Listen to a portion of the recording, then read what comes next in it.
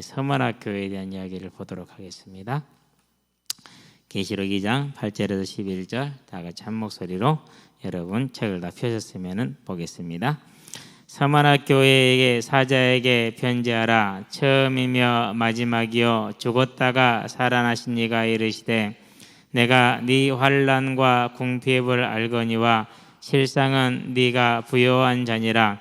자칭 유대인이라 하는 자들의 비방도 알거니와 실상은 유대인이 아니요 사탄의 회당이라. 너는 장차 받을 고난을 두려워하지 말라. 볼지어다 마귀가 장차 너희 가운데에서 몇 사람을 오게 던져 시험을 받게 하리니 너희가 10일 동안 환난을 받으리라. 네가 죽도록 충성하라. 그리하면 내가 생명의 관을 네게 주리라. 귀 있는 자는 성령이 교회들에게 하시는 말씀을 들을지어다. 이기는 자는 둘째 사망의 해를 받지 아니하리라. 아멘. 충성과 면류관이라는 제목을 다 봤습니다. 저와 여러분들이 신앙생활을 하는 데 있어서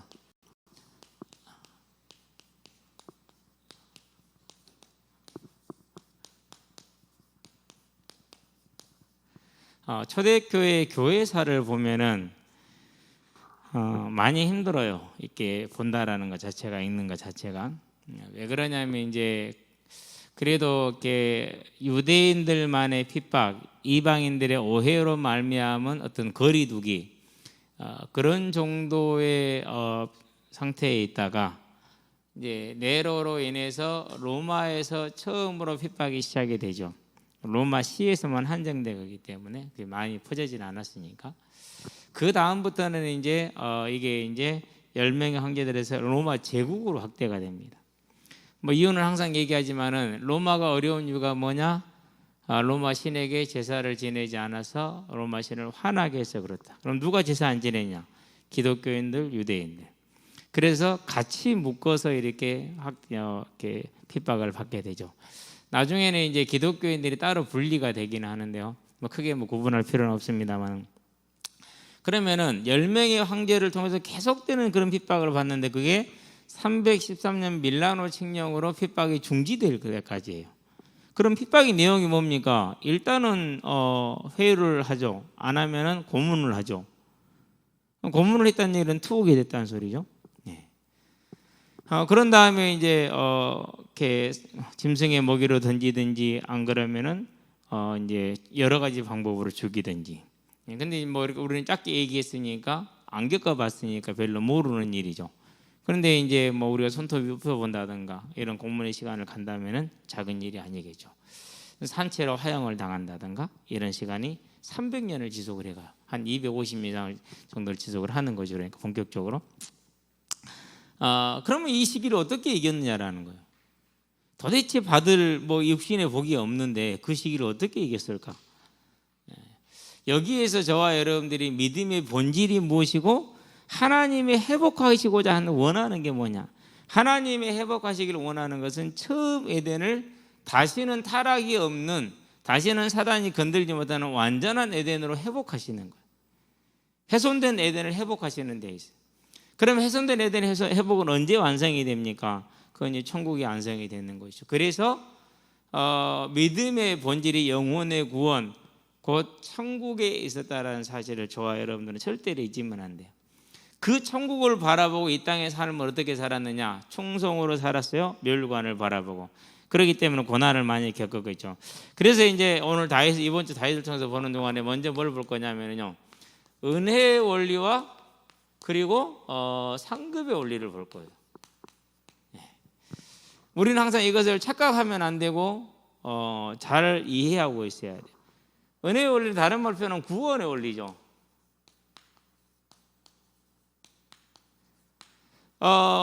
지금 우리가 이제 세상적인 시각을 가지고 보면은 이 땅에서 옳고 그름의 문제로 많은 사람들이 자기 생각을 따라 싸우죠. 근데 진짜 문제는 뭐예요? 다 놓고 돌아갈 거라는 사실이에요. 그렇죠? 그러면 이제 우리가 돌아가면 어디로 갈 거냐라는, 그 다음은 뭐냐라는 거죠. 다시 태어난다? 글쎄요. 그건 아닌 것 같고. 그러면 이제 돌아갔었을 때 하나님의 심판을 받았었을 때 우리는 이걸 봐야 돼요. 그래서 이 심판이 제2의 사망, 둘째 사망, 지옥이냐 안 그러면은 영원한 천국이냐, 이게 이제 중요하죠. 그래서 은혜의 원리가, 구원의 원리가 중요한 거죠. 그럼 이 구원은 어떻게 이루어집니까? 아담이 타락을 하자마자 어떻게 하시죠? 하나님께서 바로 해답부터 주셨어요. 해답부터. 그래서 이것을 뭐라고 그럽니까? 이것을 요한복음 보니까 3장 16절 하나님의 사랑이다 이렇게 표현을 해요. 로마서에서 뭐라고 표현합니까? 5장 8절에 하나님의 사랑이다 이렇게 표현을 해요. 저와 여러분들은 구원 원리는 오직 하나님의 사랑으로, 오직 하나님의 은혜로만 오는 것이죠. 자, 이렇게 구원의 원리가 왔어요. 그래서 뭐랍니까? 마가복음 보니까 10장 45절에 뭐하기 위해서요? 죄인을 위해서 죽으러 왔다. 죄인을 위해서. 얼마나 큰 일입니까? 그렇죠. 우리는 나하고 친한 사람한테 선을 베푸는 것도 힘들어요. 그렇죠? 어떤 아이가 저한테 병아리를 달래요. 줄게. 그래서 이제 부화한 일주일짜리 병아리가 있는데 2마리 부화했는데 1마리 죽어버렸대. 그래서 걔 짝지어 주려고 같이 있게 하려고 그러네. 내 건 이미 1달, 2달 커버렸는데. 그래도 2달 정도 커도 이렇게 수용을 하더라고요, 병아리는. 그래서 이제 하나를 준다니까 2개를 달래. 2를 주면은 이 부화한 애가 딸을 당해서 죽을 수가 있어. 그러니까 차라리 그냥 하나만 가져가면은 둘이 어쩔 수 없이 둘이 친하게 되니까 하나만 가져가라. 그냥 안 가져간다고 차단해 보더라고. 내 속으로 그랬어요. 공짜로 얻어가는 놈이 큰 소리 치네. 우리는 그래요. 뭐 자꾸 하나 병아리 1마리 가지고 오다. 하나님은 그런데 죄인을 위해서 자기를 주시잖아요. 그렇죠? 이게 얼마나 큰 사랑인지, 얼마나 이 구원은 은혜의 논리인지, 우리의 힘과 능력으로 전혀 되어지는 게 아니라는 사실을 우리는 언제나 기억하게 되길 바랍니다. 자, 그러면은 이 이루어진 구원도 어떻게 주어집니까? 에베소에 보니까 2장 8절에서 9절에 보니까 오직 하나님의 은혜로 믿을 수 있게 만들어 주셨어요. 그러니까 이제 우리가 착각할 수 있어요. 내가 믿음으로 구원받는다. 물론 맞죠. 그러나 우리의 믿음은 구원의 뭐가 아니에요? 조건이 아니에요. 하나님의 은혜가 우리를 믿음으로 끌어가신 거예요. 그래서 내 믿음을 생각하게 되면은 자칫 잘못하면 자기 의 속으로 들어갈 수가 있어요. 9절에 보니까 하나님의 선물이다 자랑치 못하게 하려 함이라 그랬어요. 완전히 은혜라는 거. 왜 그런 겁니까? 이유가 한 가지가 있어요. 천하를 주고 생명을 살 수 있어요, 없어요? 없어요. 그렇기 때문에 어느 곳으로도 사망에 있는 우리 생명을 살 수 없기 때문에 그냥 하나님의 은혜로 하시는 거예요. 불가능하기 때문에. 우리는 이 은혜의 원리를 잘 알고 있는 사람들이고 마음에 가지고 있는 사람들, 그걸 기뻐하는 사람들. 그렇죠? 그래서 이걸 뭐라고 그럽니까? 자, 그 은혜가 누구를 통해서 옵니까? 고린도전서 12장에 보니까 오직 성령을 통해서만 온대. 그러면 성령은 누구를 통해서 일합니까? 보좌로부터, 하나님의 보좌와 어린 양의 보좌로부터 뭐가요? 생명수강의 성령이 넘치게 흘러나오잖아요. 그러니까 어린 양과 예수님과 하나님의 뜻을 따라서 우리에게 역사하여 뭘 이루는 거? 구원을 이루어주는 거예요. 그럼 저와 여러분들 오늘 이 자리가 있고 이 시간에 지금 이렇게 컴퓨터를 켜놓고 유튜브를 보고 있다. 뭐한 사람이라는 거요? 하나님의 택함을 받은 사람들, 하나님의 사랑을 받은 사람들. 여기에서 더 이상 다른 걸 원하면 안 돼요. 그러면 착각하면 큰일 나요. 그렇죠? 이 하나님의 은혜가 우리가 한 게 아니야. 내가 믿은 게 아니야. 우리는 하나님의 은혜로 그것을 믿게 됐어. 그래서 이것을 요한복음에서 뭐라고 말합니까? 1장 13절에 영접하는 자 곧 그 이름을 믿는 자들에게 하나님의 자녀가 되는 권세를 주는데 이는 혈통으로나 육정으로나 사람의 뜻으로 나지 아니하고 오직 하나님 아버지께로서 온 자들. 동일하게 말합니다. 마태복음이죠. 16장 17절이죠. 주는 그리스도이시오 살아계신 하나님의 아들이십니다. 바요나 시모나 복이 있도다. 이를 너에게 알게 한 이는 혈육이 아니라. 그럼 혈육이 아니라는 건 나도 아니고 그 누구도 아니라는 것이죠. 그 누구도 아니고 하늘에 계신 네 아버지시니라. 내 아버지시니라. 하나님의 선택하심, 그의 은혜의 원리, 구원의 원리. 그래서 이 은혜의 원리의 구원을 가장 대표적인 인물이 누굽니까? 제가 이렇게 전도사실을 청년 시절에 막 태영아 메시지 나오면서요. 뭐 태학용 얘기하길래 제가 그랬어요. 바울을 설명하면 내가 그 얘기를 들어주겠다고. 어디 허접한 사약 이론 가지고 와서 이렇게 까불고 있냐. 그러지 말라고. 아무리 교회가 수준이 낮다고 해도 창피하다고. 로마서죠. 사도행전이죠. 9장이죠. 1절에서 6절. 바울이 아직도 기세가 등등하다 그랬어요. 누구를 죽이기 위해서요? 예수 믿는 자를 잡아다 가두고 고문하고 이렇게 하는 일에 기세가 등등했어요. 스데반 죽이는 일에 증인으로 섰어요. 책임자가 된 거죠. 그때 예수님 뭐랍니까? 바울아 바울아 어찌하여 네가 나를 핍박하느냐. 뭐 했어요? 그 잔악한 핍박자를 뭐 한 거예요? 찾아오신 거예요. 그걸 구원의 원리라고 그래요. 저와 여러분들이 받은 은혜요. 그래서 우리가 뭘 보는 겁니까? 자, 사도행전이죠. 이제 다윗을 얘기할게요. 13장 22절. 내가 이세 아들 그랬어요. 무슨 말입니까? 이스라엘 백성. 이스라엘 백성이래. 다윗이 이스라엘 백성으로 태어난 것은 뭐라는 거예요? 그건 구원의 원리라는 거예요. 태어나 보니까 이스라엘 백성이에요. 태어나 보니까 유다 지파야. 태어나 보니까 장자의 계열이야. 무슨 장자야? 혈육적인 장자가 아니라 언약적인 장자의 계열이야. 이 구약의 이스라엘에서도 예수님의 그 혈육도요, 혈육을 따라간 게 아니라 뭘 따라가세요? 언약을 따라가세요. 그래서 룻에게서 보아스가 룻을 이렇게 해줬잖아요. 그렇죠? 그랬는데 이 아이가 보아스 아이가 아니죠.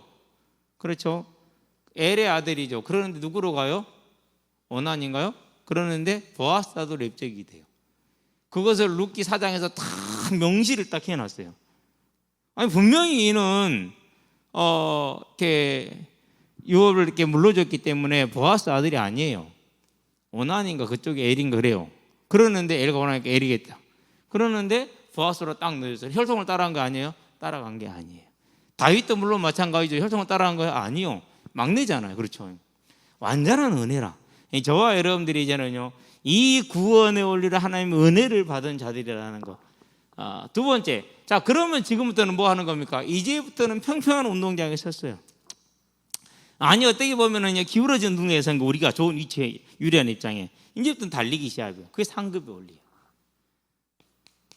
행한 대로.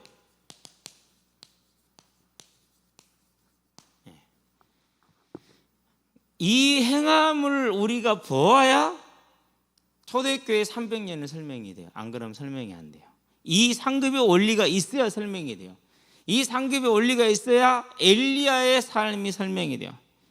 하나님 나만 남았어요. 차라리 이제 나 죽여주세요. 데려가 주세요. 더 이상 내 괴로워서 살 수가 없어요. 온 천지가 뭐예요? 아합 왕이 엘리야 잡아오라 하니까 다 어디를 갈 수가 있어야죠. 그렇죠? 얼마나 힘들었겠어요. 그렇게 힘들고 고통스러울 때 하나님 뭐라고 그럽니까? 아니다 라고 얘기를 하죠. 그래서 다시 새 힘을 얻어가지고 40주야를 달려가죠. 예. 그럼 왜 그런 수고를 합니까? 엘리야의 상급을 바라보았기 때문에. 오늘날까지도 영원히 있을 그 엘리야의 상급, 이거 상급 행함의 논리. 저 여러분 절대 이 두 가지 원리를 하나만 보면 안 돼요. 두 가지 같이 봐요. 그래서 하나님 뭐라고 그럽니까? 요한계시록 끝에부터 볼게요. 22장 12절. 내가 속히 오리니 반드시 올 것이고 꼭 올 것이고 기약대로 올 것인데, 정해진 때에 올 것인데, 뭐라고 그럽니까? 각 사람에게 줄 상인데 행한 대로 주겠다 이렇게 얘기를 했어요. 마태복음이죠. 16장이죠. 27절이죠. 내가 그때 모든 사람이 각기 행한 대로 내가 갚아줄 것이라 약속을 했어요. 이게 뭐예요? 이제 저와 여러분들이 이 땅에서 인내하고 충성하고 열심을 내는 이유가 이제 여기서 시작이 되는 거예요. 그래서 저와 여러분들 하나님의 교회를 향해서요, 다른 사람 어찌든지 간에 온전히 충성하는 길을 갈 수 있는 저와 여러분의 믿음의 힘을 잃지 마시게 되기를 바랍니다. 이게 우리가 잡아야 될 것이죠. 그래서 보기 바랍니다. 자, 달란트 비유가 나오죠. 달란트란 단어는 여기서나 나와요. 다른 데는 쓰이지 않죠. 재능이란 걸 말하지 않았어요. 그 사람에 따라 살 수 있는 그릇에 따라서 준 것뿐이에요. 택한 나의 그릇이라. 그렇기 때문에 교회가 저와 여러분들이 재능이란 것에 매여서 살면 안 돼요. 저는 그렇게 생각을 해요. 하나님이 필요할 때 능력을 주신, 힘으로도 못하고 능으로도 못하되 오직 여호와의 신으로 하느니라. 여호수아하고 스가랴 두 제사장을 통해서 성전을 건축하기로 했단 말이에요. 사람으로는 못해. 그런데 내 여호와 신이 저들과 함께하기 때문에 저들을 통해서 하겠다라는, 두 감람나무 그 두 사람을 뜻하는 거거든요. 하나님의 일곱 눈은 그 성령을 뜻하는 거예요. 성령이 두 감람나무를 붙들으니까 할 수 있다라는 얘기거든요. 그게 이제 뭐예요? 그게 스가랴서 얘기예요. 자, 그러면 저 여러분들은 뭘 보는 겁니까? 이제 저와 여러분이 마태복음 25장에 보니까 달란트 비유가 나오죠. 그렇죠? 20절에서 21절 한번 볼게요. 5달란트를 받았어. 여기서 5개, 2개 하나는 재능의 차이가 아니에요. 역할이에요. 역할이 다르다는 걸 나타내 주기 위한 것이지, 누구는 재능이 많고 누구는 재능이 없고 그렇다는 건 아니죠.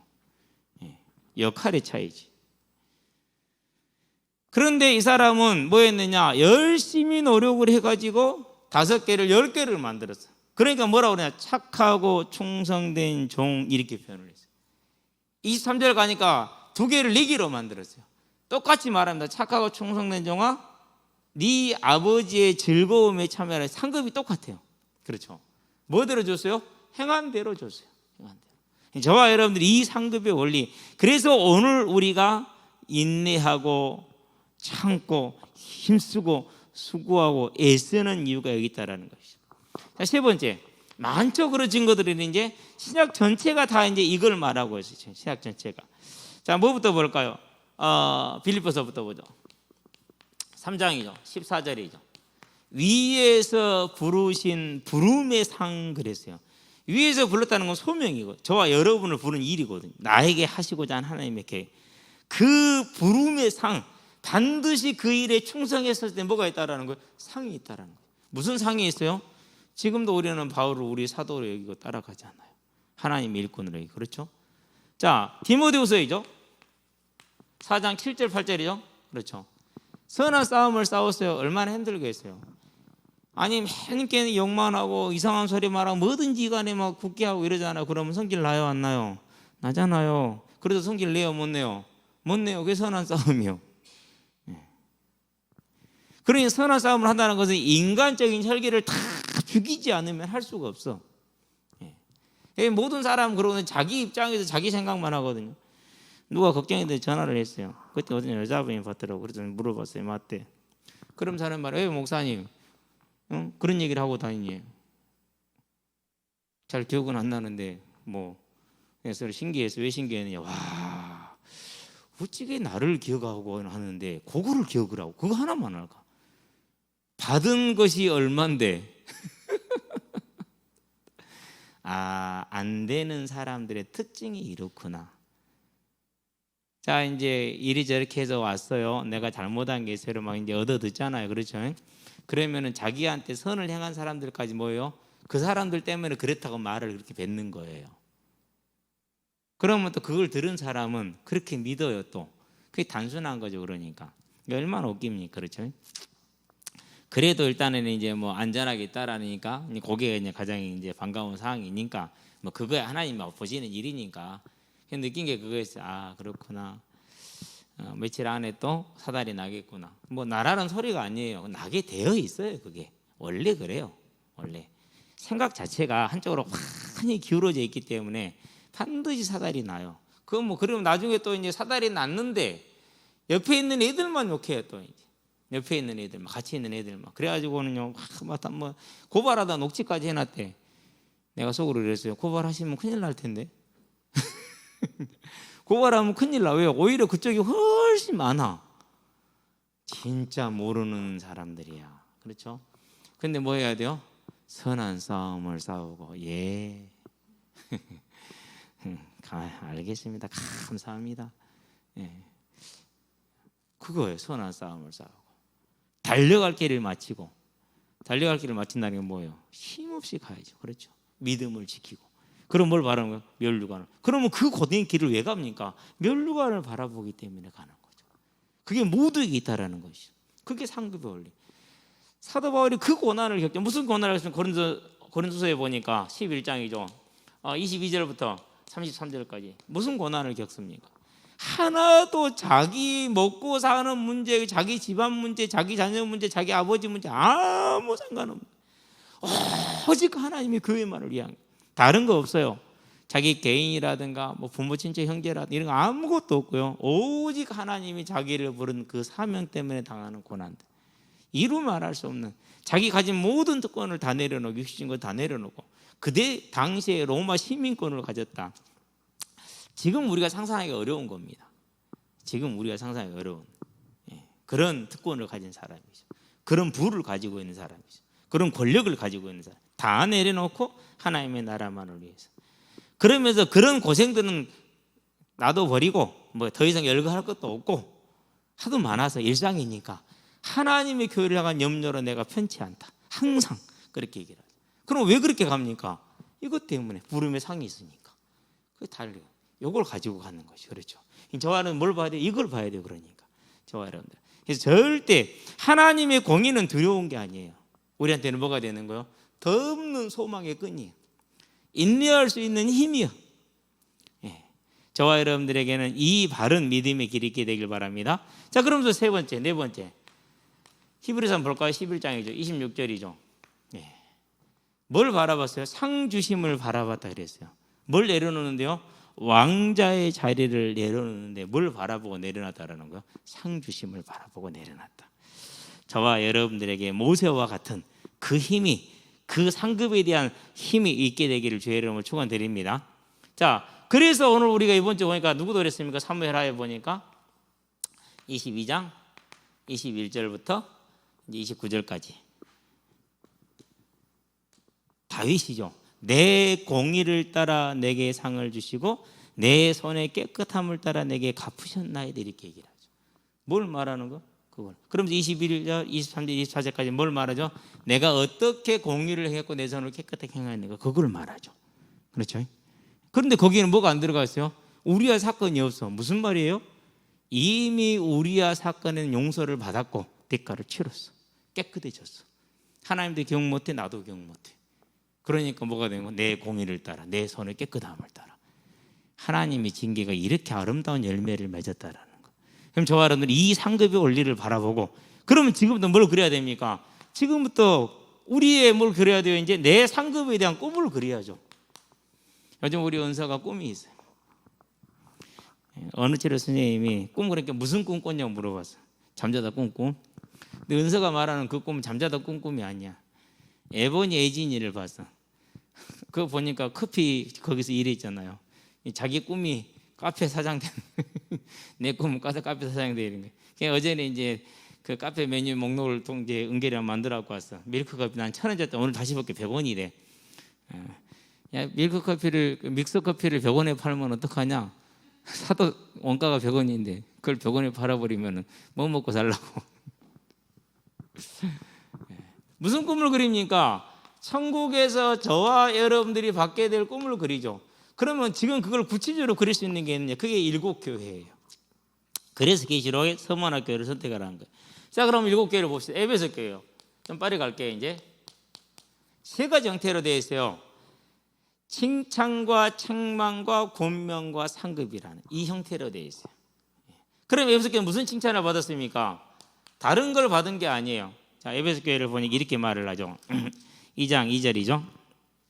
내가 너의 행위와 수고와 인내를 알고 또 악한 자들을 용납하지 아니한 것과, 악한 자들은 누구를 말하느냐? 6절에 보니까 오직 네가 내게 이것이 있으니 네가 니골라 당의 행위를 미워하는도다. 니골라 당의 행위는 뭐냐? 오늘날의 구원파 생각하시면 돼요. 거의 같아요. 구원파. 지금은 복음의 시대야. 율법의 시대는 끝났어. 주님의 보살핌이 항상 우리와 함께 있어. 우리는 아무렇지도 않고 우리가 하는 것은 죄가 안 돼. 괜찮아. 이게 니골라당이에요. 구원파가 같죠. 그래서 이제 뭡니까? 악한 자들을 용납하지 아니하고 이걸 말을 아니한 것과 자칭 사도라 하되 아닌 자들을 시험하여 그의 거짓된 것을 네가 드러낸 것과 니골라당 행위를 드러낸 것을 말하죠. 또 네가 참고 내 이름을 위하여 견디고 게으르지 아니한 것을 아노라, 그렇게 얘기를 했어요. 이건 칭찬이죠. 그렇죠? 2절하고 3절. 그런데 이제 그다음에 뭐가 나오니까 책망이 나오죠. 이것만 여기서만 이제 이걸 쓰고 나머지를 그냥 쭉 읽도록 하겠습니다. 책망을 뭘 말합니까? 이제 그러나 너를 책망할 것이나니 너의 처음 사랑을 버렸느니라 그렇게 얘기했어요. 처음 사랑을 버렸다 이렇게 얘기했어요. 처음 사랑. 그러면서 뭐라고 그럽니까? 그러므로 이제 권면이죠. 이것은 이제 세 번째 권면. 뭐 처음 사랑이 뭐 이런 건 설명하지 않겠습니다. 오늘은 이제 상급에 대한 걸 보는 것이기 때문에 뭘 권면합니까? 어디서 떨어졌는지 생각하고 뭐해라? 회개하고 처음 행위를 가지라 이렇게 얘기를 했어요. 그러면은 여기서 처음 사랑을 버렸다고 그랬잖아요. 여기서 이제 그 사랑이 뭐냐면 성도에 대한 사랑, 수용, 이해 이걸 버린 것이래. 여기는 바울과 디모데하고 요한이 목회를 했던 곳이에요. 요한복음을 쓴 요한, 바울의 직제자 디모데 그리고 바울. 그러니까 신학적으로 성경적으로 완벽한 지식을 가지고 있어요.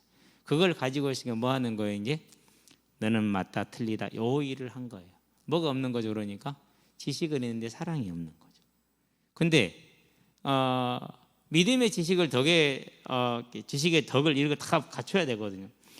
하나님은 바울을 통해서 뭘 말합니까? 믿음과 소망과 사랑 중에 그 중에 제일은 다 있어야 되는데 그 중에 제일이 사랑이라고 말했어요. 하나님이 세상을 사랑하셨기 때문에. 근데 그걸 잊어버린 거죠. 그래서 이제 권면을 지금 하는 겁니다. 처음 것을 찾으라는 건 그걸 말하는 겁니다. 그러므로 어디서 떨어진지를 생각하고 회개하여 처음 행위를 가지라. 만일 그리하지 아니하고 회개하지 아니하면 내가 너에게 가서 네 촛대를 그 자리에서 옮기리라. 여기에는 두 가지 해석이 있는데 주석이 지지하는 것은 지역을 황폐화시키겠다라는 뜻이에요. 오늘날 에베소 지역은 황폐해서 사람이 살지 않아요. 그 정도로 황폐가 되어버렸어요. 실제로. 오직 내가 이것을 6절을 받고 7절을 봅니다. 자, 상급이죠. 7절에 보니까 뭐라고 말합니까? 귀에 있는 자는 성령이 교회들 하시는 말씀을 들을지어다 이기는 그에게는 내가 하나님의 낙원에 있는 뭘 주시겠다 그랬어요? 생명나무의 열매를 주어 먹게 하리라. 계시록 22장 2절 3절에 있는 생명나무를 말하는 거죠. 그 강가에 흐르는 양옆에 나무들이 심어진 12가지 열매를 매달 다르게 맺는 그 생명나무 열매를 주겠다. 영생을 허락하시겠다라는 거죠. 천국의 상급을 누리게 하겠다는. 그래서 생명나무의 열매를 저와 여러분들이 먹어야 된다는 거, 누리게 된다고. 그럼 우리에게 주어져 있는 거, 그걸 기다리고 꿈꾸라는 거죠. 그게 뭐예요? 그게 상급이에요.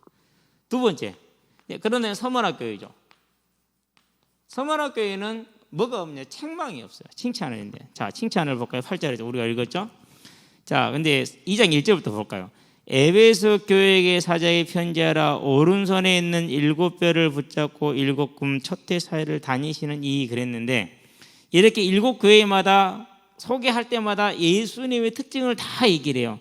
그러면 여기서 있는 이제 7뼈를 이걸 어디를 말하는 13절을 봐볼까요? 16절을 1장 16절을 보세요.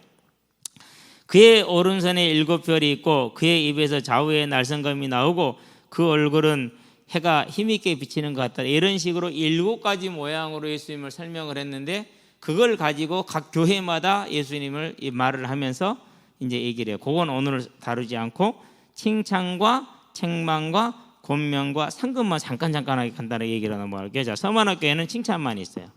자, 내가 너의 환난과 궁핍을 알거니와 예수를 믿는 것 때문에 여러 가지 제약을 많이 받고 핍박을 받아서 궁핍했어요. 실상은 네가 부유한 자니라. 자칭 유대인이라는 자들의 비방도 알거니와 실상은 유대인이 아니요 사탄의 회당이라. 그러면서 알려줍니다. 너는 장차 받을 고난을 두려워하지 말라 그랬어요. 왜요? 붙들어 줄 거니까. 볼지어다 마귀가 장차 너희 가운데서 몇 사람을 오게 던져 시험을 받게 하리니 너희가 10일 동안 환난을 받으리라. 여기서 10일은 상징적인 수예요. 진짜 10일이 아니고 환난을 받으리라. 내가 죽도록 충성하라. 그러면 내게 내가 생명의 관을 뭘 주겠다고 여기서는 생명의 관 그랬어요. 면류관입니다. 생명의 관 또는 면류관 또는 왕관 그렇게 얘기를 해요. 같은 말이에요. 전부 다.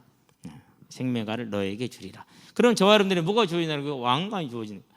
그래서 뒤에 무디 목사님이 돌아가실 때 오늘이 나의 무슨 날이라고요? 대관식 날이라고 그랬어요. 맞아요. 지금 아마 하나님 보좌 우편에서 면류관을 쓰고 왕관을 쓰고 열심히 하나님을 즐거워하고 있을 거예요. 그러고 우리가 이제 그날에 주님 다시 오는 날 다 만나게 되겠죠. 자, 귀 있는 자는 교회 성령이 교회들 하시는 말씀을 들을지어다 이기는 자에게는 둘째 사망의 해에 그랬어요. 둘째 사망에는 지옥을 말하죠. 지옥을 뭐 하는 거죠? 면하게 하는 거죠. 절대 갈 수가 없는 거죠. 그게 상급이에요. 저와 여러분들이 약속된 거예요. 자, 세 번째 교회는 어디입니까? 이제 서만학 교회 말고 세 번째 교회는 버가모 교회죠. 에베소 교회, 그 다음에 서머나, 그 다음에 버가모, 그런 다음에 이제 어디입니까? 네 번째 게 두아디라는 살짝 안쪽으로 내려와서 요렇게 된다고 보시면 돼요. 요렇게 북쪽으로 올라갔다가 내력으로 요렇게 내려와요. 그렇게 하나, 둘, 셋, 넷, 다섯, 여섯, 일곱 이렇게 돼 있어요. 그렇게 이해를 하시면은 나중에 제가 이제 오탈자 다 수정하고 나면은 계시록 정리한 것을 정리한 것 그대로 그냥 카페에 자료를 올려놓을게요. 읽어보시면 재밌을 거예요. 예. 항상 그걸 생각하면서 다 썼기 때문에 물론 제 중심적으로 하긴 했습니다만은 자, 버가모 교회죠. 자, 사제에게 편지하라. 좌우의 날성검을 가졌다 그렇게 얘기를 했죠. 앞에 16절에 나왔죠. 좌우의 날성검을 가졌다고. 네가 어디에 사는지를 내가 아느니 거기는 사단의 권자가 있는 데라. 우상 숭배가 특별히 심한 동네예요. 아주 심해요. 그래서 사단의 권자가 있는 곳이 이렇게 표현을 하는 것입니다. 네가 내 이름을 굳게 잡아서 내 충성된 증인 안디바가 너희 가운데 곧 사단이 사는 곳에서 죽임을 당할 때에 순교를 당한 것이죠. 나를 믿는 믿음을 저버리지 아니하였도다. 그러나 내게 두어 가지 책망할 것이 있나니. 자, 앞에는 칭찬, 이제는 책망입니다.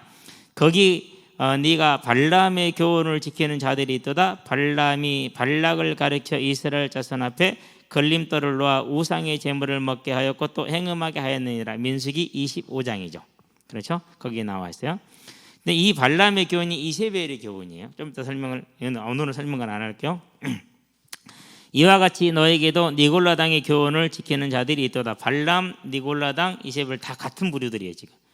자, 그러므로 책망입니다. 권면입니다. 지금부터는 이제 16절은 회개하라 그렇게 얘기를 했어요. 근데 서문학교는 회개가 없었죠. 에베소 교회 회개하라 책망이 있었으니까 여기 회개하라 책망이 있으니까 얘기를 하죠. 그리하지 아니하면 내가 네게 속히 가서 내 입의 검으로 그들과 싸우리라 이렇게 얘기를 했어요. 여기서 그들이 누구를 말할까요? 이제 거기에 대해서는 여러 가지 해석이 존재를 하는데 일단 우리가 한글로 읽는 로 봐서는 이제 이 발람 교회 안에 있는 발람과 그리고 니골라당과 그리고 이세벨 이들을 말해. 교회 안에서 틀린 것을 가리키고 있는 자들까지 예수님이 직접 싸우겠다는 그걸 지금 말씀을 하시는 거죠. 귀 있는 자는 성령의 교회들 하시는 말씀을 들을지어다. 이기는 자에게 상급입니다. 내가 감추었던 만나를 주고 그랬어요. 자, 만나 끝나서 이제 없어졌잖아요. 그 만나를 주게 되는 거예요. 그렇다는 얘기는 무슨 말인가? 모든 근심 걱정 염려에서 뭐 하는 거요? 해방되는 걸 말하겠죠. 그러면 제가 만나는 생명을 뜻합니다. 또 흰 돌을 줄 터인데 그 돌 위에 새 이름을 기록할 것이 있나니 받는 자밖에는 그 이름을 알 사람이 없느니라. 그래서 흰 돌은 뭘 뜻하느냐 설명을 우리가 안 해도 되는데요. 경기에서 이긴 자에게 주는 상급 내지는 연회의 초대장 이렇게 이제 이해를 해요. 옛날 그때 당시 이 지역에서 그런 풍습이 있었어요. 그래서 모든 것들은 전부 다 그 지역의 풍습을 가지고 말을 하고 있는 거예요. 나중에 이제 천국에 대한 얘기, 상급에 대한 얘기를 하게 될 때 구체적으로 좀 설명해 드리도록 할게요. 지금 천국을 하는 자는 천국 한 서너 시간 끝날 줄 알았는데 그게 아니에요. 천국을 많이 그래야 돼. 그래야 우리가 소망할 수 있으니. 그래서 상급을 여기서 뭘 준다고 그랬습니까? 자, 만나를 주고 흰 돌을 준대요. 거기다 새 이름을 준대. 만나, 흰 돌, 그리고 새 이름. 지금 김태형 말고 김사라 말고 다른 이름을 준대요. 다른 이름을. 뭐 그래서 이렇게 세례할 때 새로운 이름을 부여했는지도 몰라요. 이런 걸 소망하게 하기 위해서 뭐 괜찮은 제도 같아요. 그런 뜻을 가지고 있다면 괜찮은 제도 같아요. 자, 그런 다음에 뭡니까? 이제 네 번째가 이제 두아디라 교회죠. 저와 여러분들이 받을 상급 만나와 감추어진 만나죠. 감추었던 거. 그런 다음에 흰 돌 경기 우승자에게 준 거라고 그랬죠. 새 이름 영원한 이름이 되겠죠. 어떤 이름이냐? 저와 여러분들이 받았던 착하고 충성된 종아 뭐 이게 새 이름이지 않을까 이런 식으로 그렇죠. 저와 여러분들이 이 땅에서 참고 노력한 모든 것을 아시고 거기에 적합한 이름을 주시겠다라는 거죠. 자, 두아디라 교회 사제에게 편지하라. 뭐라고 하느냐? 그 눈이 불꽃 같고 그렇게 얘기를 했죠. 14절 15절에 나와 있죠. 그 발이 빛난 주석과 같은 하나님의 아들이 이르시되 내가 너의 사업과 사랑과 믿음과 섬김과 인내를 아노니 네 나중 행위가 처음 것보다 많도다 그랬어요. 그러니까 갈수록 이 두아디라 교회에 그런 어떤 뭐라고 할까 하나님을 위한 일을 사업이라고 표현을 했어요. 육신적인 사업이 아니에요. 사랑과 믿음과 섬김을 얘기를 했어요. 계속 그게 커지고 있는 것이죠. 이건 칭찬이에요. 자, 책망입니다. 그러나 책망할 일이 있노라 자칭 선지자라는 여자 이세벨을 네가 용납했다 이렇게 얘기를 했어요. 이세벨을 이 지역에서는 이제 상인 조합 때문에 이세벨이 거기에 맞는 이제 거짓 선지자 역할을 한 겁니다. 그가 내 종들을 가르쳐 깨어 행음하게 하고 우상의 제물을 먹게 하였도다. 발람, 니고라랑 비슷한 일이죠. 그러니까 자, 또 내가 그에게 회개할 기회를 주었으되 자기의 음행을 회개하고자 하지 아니하는도다 그랬어요. 회개할 기회를 주는데 이 성적인 문제, 음행의 문제는요 쉽게 못 헤어잖아요. 그러니까 이걸 한번 빠지면은 이게 예수를 믿다 빠진 사람들이에요. 스스로 헤어나올 수 있느냐? 좀 어려워요. 많이 어려워시라. 회개할 기회를 줬는데도 지금 회개를 못 하잖아요. 그렇죠? 자, 그럼 이제 그 다음에 이제 책망이 나옵니다. 거기에 대한 징계가 나옵니다. 이제 어떻게 나오느냐? 볼지어다 내가 그를 침상에 던질 터요 질병을 주겠다라는 거예요. 침상에 던진다라는 것은 침대에 누워 있는 걸 뜻하거든요. 질병을 주는 거죠. 그와 더불어 가늠한 자도 만일 그 행위를 회개하지 아니하면 큰 환난 가운데 던져지고 동일한 환난이죠. 그 내용이 나와요. 또 내가 사망으로 그의 자녀를 죽이리니 그렇게 얘기를 했죠. 여기서의 자녀를 누구로 보느냐에 따라서 세대가 달라지는데 우리가 일상 얘기할 때는 후대에게 책임이 가는 거죠. 두 개는 이렇게 가는 거죠. 자녀를 죽이리니 그렇게 얘기를 하죠. 모든 교회가 나는 사람이 듣가 마음을 살피는 자인 줄 알지라. 무슨 말입니까? 겉으로는 거룩하게 했는데 실제로는 그렇지 않았다는 것을 징계를 통해서 드러내게 하시겠다라는 것이죠. 내가 너희 각 사람의 행위대로 갚아주리라 그렇게 얘기를 하죠. 자, 두아디라에 남아 있어 이 교훈을 받지 아니하고 소위 사단의 길을 깊은 것을 알지 못하는 너희에게 말하니 다른 짐으로 너희에게 지울 것은 없노라. 다만 너희에게 있는 것을 내가 올 때까지 굳게 잡으라. 앞에 얘기했던 것이죠. 이기는 자와 끝까지 내 일을 지키는 그에게는 만국을 다스리는 권세 그랬어요. 계시록 22장 5절 얘기를 하셨죠. 영원히 왕노릇하리라 이렇게 얘기를 했죠. 만국을 다스리는 권세를 주리니 그가 철장을 가지고 그들을 다스려 질그릇 깨뜨리는 것과 같이 하리라. 시편 2편에 9절에 나와 있는 거죠. 나도 내 아버지께 받은 것이 그러하니라. 또 내가 또 그에게 새벽별을 주리라 그랬어요. 새벽별. 새벽별을 준다니 새벽별을 누구를 지칭합니까? 예수님을 지칭해요. 나는 새벽 광명한 새벽별이라고 계시록 21장에서 얘기를 하고 있죠. 22장 16절인가요? 광명한 새벽별을 예수님께서 말씀하시고 계시는데 두아디라 교회 20장 16절 예수님을 주겠다라는 말은 무슨 말이죠? 영원히 함께 하신다라는 것이죠. 그걸 뜻하는 거예요. 저와 여러분의 상급이 예수님. 이런 아름다운 상급이 지금 우리들 준비가 돼 있어요. 뭐 하면 돼요? 충성하면 되죠. 자, 그런 다음에 이제 네 번째 교회를 다섯 번째 넘어갑니다. 자, 사대교회입니다. 이 교회는 이제 칭찬이 없어요. 책망만 있어요. 사대교회 사제에게 편지하라. 하나님의 일곱 영과 일곱 별을 가지신 이가 하나님의 일곱 영 성령입니다. 일곱 별인데 교회의 사역자를 말하는 것입니다. 그러니까 교회를 담당하는 자를 붙들고 계신 이가 하나님이라는 것입니다. 뭐 나중에 설명할 기회가 있을 것이니까요. 일곱 별을 가지신 이가 이르시되 내가 네 행위를 아노니 네가 살았다는 이름을 가졌으나 죽은 자로다 그랬어요. 살았다는 이름을 가졌는데 죽은 자래요. 무슨 말이냐면요, 외양은 화려해요. 막 오는 게 이걸 설명하시는 어떤 교수님을 보니까 뉴스를 화려하게 내보내고 뭐 화려한 일들을 막 문화의 그 사업을 하고 이런 것들을 살았다 하나 이렇게 얘기를 하더라고요. 그러면서 이제 쭉 설명을 해놨는데 상당히 찔리는 구석이 많았어요. 자, 살았다 하는 이름은 가졌으나 죽은 자로다. 막 활동도 많고 왕성하게 교회 활동을 하는데 실은 생명이 없다라는 거예요. 생명이 없다라는 구원을 못 받았다는 말이 아니에요. 뭐가 없다는 얘기요? 구원의 감격 잃어버리고 천국의 소망을 잃어버린 걸 말하는 거예요. 그러고 뭐 하는 거예요? 그러고 막 자기 열심 내지는 교회 열심에 막 이게 달려가는 것을 말하는 것이죠. 너는 일깨어 그 남은 바 죽게 된 것을 굳건하게 하라. 네 하나님 앞에 네 행위에 온전한 것을 찾지 못하였노니 그러므로 네가 어떻게 받았으며 어떻게 들은 일을 생각하고 지켜 회개하라 그렇게 얘기를 했어요. 처음에 들었던 걸 에베소 교회 설명했잖아요. 다시 회개하라는 거. 외적인 것만 양성한 것에서 다시 내적인 것으로 돌아와라 이걸 얘기를 하는 것이죠. 만일 일깨지 아니하면 내가 도둑같이 이르러니 어느 때에 내게 이를지 알지 못하리라. 그러나 사대에 그 옷을 더럽히는 자 몇십 명이 내게 있어 흰 옷을 입고 나와 함께 다니리니 그들은 합당한 자인 영고라. 그렇게 이런 교회에도 누구는 있는 거예요? 살아있는 자는 있는 거예요. 어디에든지 주님이 직접 교회를 붙들고 계시니까. 이기는 자는 이와 같이 흰 옷을 입을 것이 그랬어요. 자, 흰 옷. 흰 옷을 말하는 예수 그리스도의 피로 완전히 씻겨지는 걸 말해요.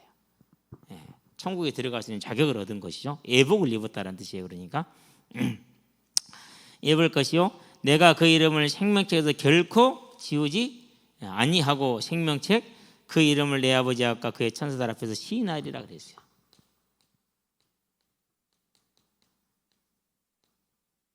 저와 여러분들이 받게 될 상급, 그렇죠?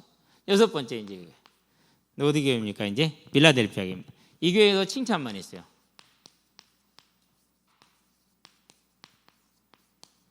이 필라델피아라는 말이 필로라는 그런 뜻에서 왔어요. 필로, 형제사랑. 빌립보라는 말이 그 말이에요. 그러니까 빌립보라는 말 자체가 그런 형제사랑이라는 뜻을 가지고 있어요. 자, 필라델피아 교회 사자에게 편지하라. 거룩하고 진실하다 다윗의 열쇠를 가지신 이 이렇게 얘기를 하죠. 자, 거룩하고 진실하다 다윗의 열쇠를 딱 18절에 나와 1장 18절에 나와있죠. 열면 닫을 사람이 없고 닫으면 열 사람이 없는 그가 이르시되 볼지어다 내가 네 앞에 열린 문을 두었으되 능히 닫을 사람이 없으리라. 왜요? 이들이 온전히 믿음을 지키고 있기 때문에 아무도 그들이 구원받는 것을 뭐하지 못하는 거예요? 막지를 못하는 거예요. 무슨 구원을 말합니까? 모든 삶에 매일매일 이루어지는 구원을 아무도 막지를 못하는 것이죠. 자, 그가 이르시되 볼지어다 열린 문을 두었죠. 내가 네 행위를 아노니 네가 작은 능력을 가지고서도 내 말을 지키며 내 이름을 배반하지 아니하였도다. 작은 능력을 가졌단 말은 무슨 말이냐? 그러니까 믿음의 증거가 많이 나타나질 않아요. 그런 다음에 어려움을 이길 수 있는 큰 힘을 부여하지 않았어요.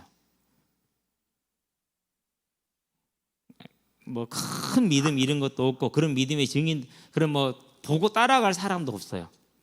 고만고만한 믿음을 가지고 증거도 별로 없는 사람들이 버티고 있는 거예요. 그러니까 믿음을 가지고 참 어려운 상황입니다. 그러니까 네가 작은 능력을 가지고서도 내 말을 지키면 내 이름을 배반하지 아니하였도다. 보라 사단의 회당 곧 자칭 유대인이라 그렇지 아니하고 거짓말하는 자들 중에서 몇을 내게 주어 그들로 와서 네 발 앞에 절하게 하고 내가 너를 사랑하는 줄 알게 하리라. 여러 가지 해석이 있는데 핍박하던 자들이 그들을 보고 회개하고 돌아올 것이라는 게 일반적인 해석이에요. 자, 네가 나의 인내의 말씀을 지켰으니 내가 또한 너를 지켜 시험의 때를 면하게 하리라. 시험의 때를 면하게 한다는 말은 무슨 말입니까? 작은 능력과 상관이 있어요. 어려움이 오고 환난이 오는데 그 어려움과 환난을 이길 믿음을 주는 거예요. 어려움과 환난이 피해가는 게 아니라 오늘날처럼 코로나가 질병이 왔어요. 안 걸리는 것이 아니라 걸려도 이길 힘을 믿음을 걸리더라도 믿음을 잃지 않는 거예요. 내가 가진 걸 다 잃어버렸어. 예수 믿는 것 때문에. 그런데도 불구하고 예수를 믿는 믿음을 뭐하지 않는 거예요? 잃지 않는 걸 말하는 거예요. 그걸 환난의 때를 면하겠다 이렇게 표현하는 거예요. 이게 그러니까 우리가 알고 있는 믿음의 어떤 보호 색깔이 좀 다르죠. 그래서 성경대로 보지 않고 사람의 말을 따라가면은 전혀 이상한 믿음을 가질 수가 있어요. 저와 여러분들은 그래서요. 이때나 저때나 모든 게 그렇다는 거. 오늘 우리가 믿음을 살아가는데 별일이 나의 삶에 하나님의 큰 능력이 보이지 않는다. 뭐하라고요? 기뻐하고 즐거워하라. 뭐가 크다? 하늘의 상급이 큰 거예요. 그렇죠? 자,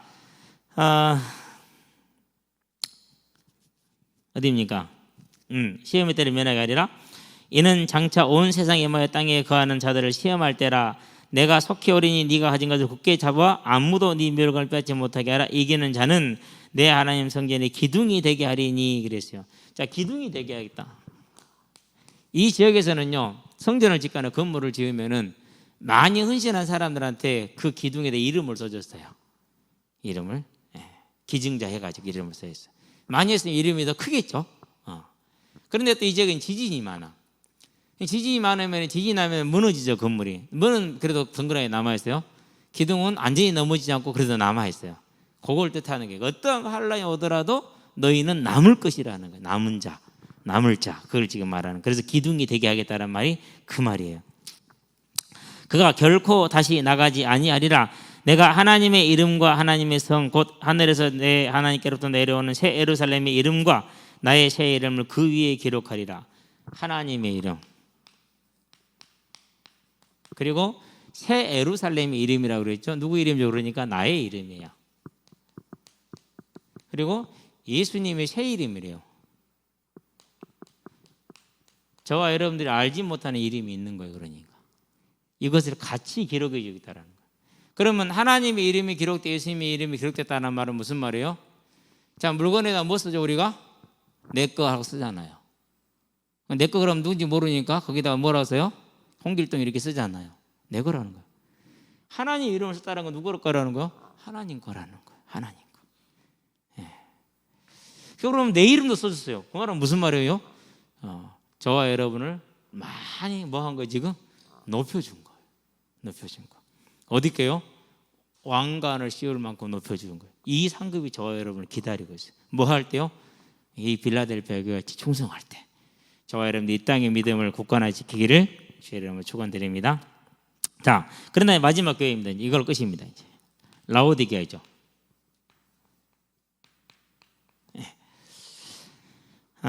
이 교회도 칭찬은 없어요. 책망만 받아요. 봅니다. 자, 라오디게아 교회의 사자에게 편지하라. 아멘이시오 충성되고 참된 증인이시오 하나님의 창조의 근본이신 이가 이르시되 그렇게 얘기를 했어요. 예수님에게 자, 내가 너의 행위를 아노니 네가 차지도 아니하고 뜨겁지도 아니하도다. 네가 차든지 뜨겁든지 하기를 원하노라 그렇게 얘기를 했습니다. 뜨뜻 미지근한 그런 신앙을 말하는 거죠. 네가 이같이 미지근하여 뜨겁지도 아니하고 차지도 아니하는 내 입에서 너를 토하여 버리리라 그렇게 얘기를 했어요. 내가 말하기를 나는 부자라 부여여 부족한 것이 없다니 내 공고한 것과 가련한 것과 가난한 것과 눈먼 것과 벌거벗은 것을 알지 못하는도다. 그럼 라오디게아가 무슨 믿음을 가지고 있었느냐? 문제 해결되면은 은혜야, 응답이야. 내가 원하는 걸 채우면은 그게 은혜야, 그게 응답이야. 이게 중세 교회의 방향이었어요. 실은 종교 개혁 이후로 산업혁명 시대가 들어서면서 교회가 하나님의 은혜를 구원의 증거를 무엇으로 알 수 있습니까? 물을 때 이 대답을 했어요. 이 대답을 방금 했던 이 대답을. 그래서 오늘날 우리 한국 교회가 안고 있는 물량주의의 태동이 그렇게 산업혁명 때 이루어진 교회의 그 가르침이 뿌리가 묻어서 들어와서 같이 이렇게 지금 자라 있는 거예요. 지금 그게 라오디게아 교회예요. 부자예요, 이 동네가 지금. 아니 아까 서문학교에는 가난했잖아요. 근데 여기는 지금 부자예요. 예. 뭔가가 있었겠죠. 그냥 부자는 안 되겠죠. 타협이라는 걸 하지 않으면 안 되겠죠. 그게 있었던 것이죠. 그러니까. 예. 그러면서 말합니다. 내가 너를 권하노니 내게서 불로 연단한 금을 사서 부유하게 하고 그랬어요. 불로 연단한 금은 순금을 말하는 것이죠. 그렇죠. 나중에 설명해 드릴게요. 흰 옷을 사서 입어 벌거벗은 수치를 보이지 않게 하고, 자, 불로 연단했다. 깨끗하게 다 보는 불순물을 제거한 것이죠. 그러니까 예수로 말미암아서 오는 불같은 시험과 환란을 통과하라는 거예요. 피하지 말라는 거예요. 근데 내가 부자인데 굳이 그렇게 할 이유가 없잖아요. 지금 난 지금 잘 살고 있고 잘 믿고 있는데 헌금도 많이 하고. 예. 자, 그러면서 이제 흰 옷을 사라고 그랬어요. 그 말은 무슨 말이에요? 나는 잘 믿고 있다고 하는데 제약이 많다라는 거예요. 제약이 지금.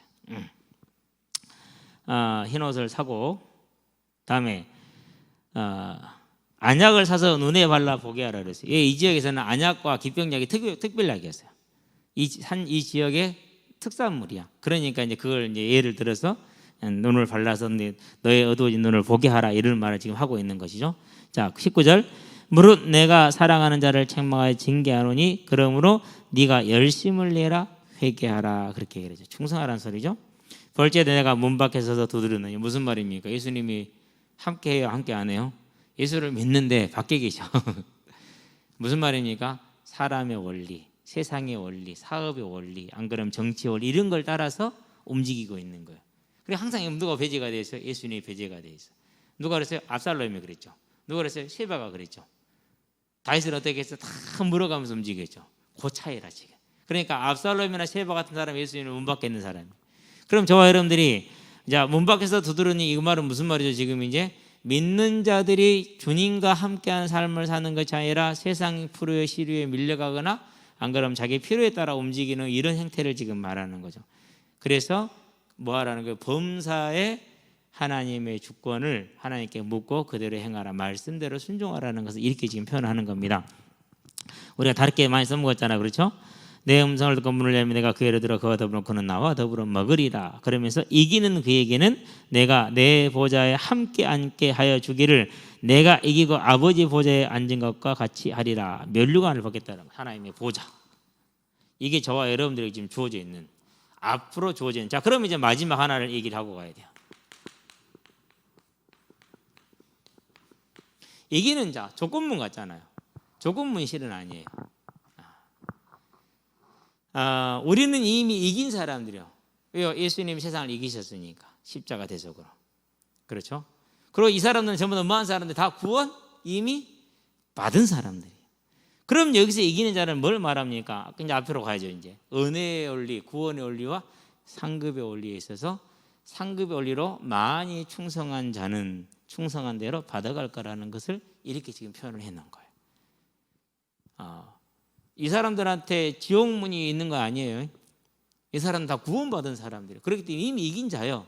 그리고 또 이미 이길 자에 영화롭게 하셨거든요. 거기까지 계획이 다 있거든요. 창세전에 계획이 끝났어요. 이 말은 무슨 말입니까? 행함에 따라 주어지는 상급의 원리를 말하는 거예요. 자, 이러면 이제 2장 3장에 있어서 이제 전체적인 설명이 세부적인 걸 빼놓고 다 됐어요. 이제. 그러면 이제 결론입니다. 세 번째. 언제나 하는 질문이죠. 그러면 나는. 그렇죠. 자, 그러면 저와 여러분들이 이제 뭐가 주어져 있습니까? 이제 우리는 잘 기억을 해야 돼. 이번 주에 다윗이 그렇게 고백을 했어요. 사무엘하에서 22장 21절에 나의 공의를 따라 상 주시며 내 손의 깨끗함을 따라 갚으셨나이다. 그러고 이것을 신약에 확인하죠. 마태복음 16장 27절에 행한 대로 갚아주겠다. 자, 그러면 뭐가 있는 것입니까? 그래서 저와 여러분들의 오늘 선만학교 말했던 죽도록 충성하라, 충성의 이유가 있는 것이죠. 우리가 하는 모든 것에 사람은 알아주지 않고 사람은 몰라도 뭐가 있는 거예요? 하나님은 아시기 때문에 공의에 대한 기대, 곧 그걸 소망이라고 그러는 것이죠. 이걸 가지고 우리는 뭐 할 수 있어요? 이제 하나님의 나라에서 충성하면서 인내하며 끝까지 갈 수가 있죠. 그걸 지속이라고 그러죠. 자, 이 인생이 되는 복된 인생 되기를 바랍니다. 그래서 저와 여러분들이 이 땅의 삶이 하나님이 이런 모습 저런 모습으로 불렀을 거예요.